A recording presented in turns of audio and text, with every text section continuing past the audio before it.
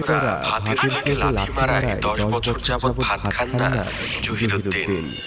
আমার প্রিয় কর্মী ভাইরা, আমাদের এই সংকটময় মুহূর্তে আমাদের সবাইকে ঐক্যবদ্ধভাবে কাজ করতে হবে।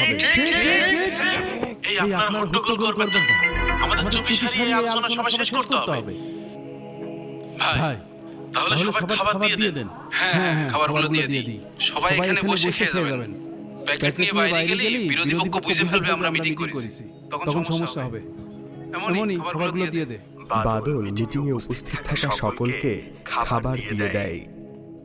ভাই, খাবার খেয়ে সবাই চুপি সারিয়ে চলে যেতে হবে এখান থেকে।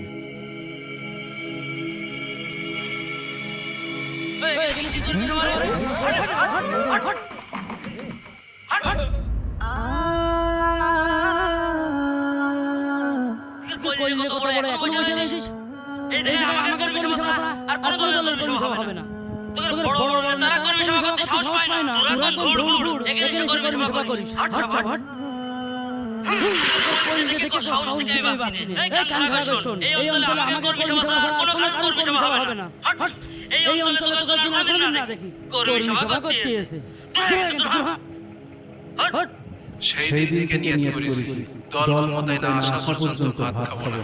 আব্বা, ও আব্বা, এই লোকটাকে কোলে থেকে আল্লাহ 30টা দিন তার খিদা লাগে। ওই দেখ, আজকে এই জায়গা বসে রয়েছে। আব্বা, তুমি এই জায়গায় বসে রয়েছো? ওদিকে সকাল থেকে মাছ আসতেছে। কেন? কি হয়েছে?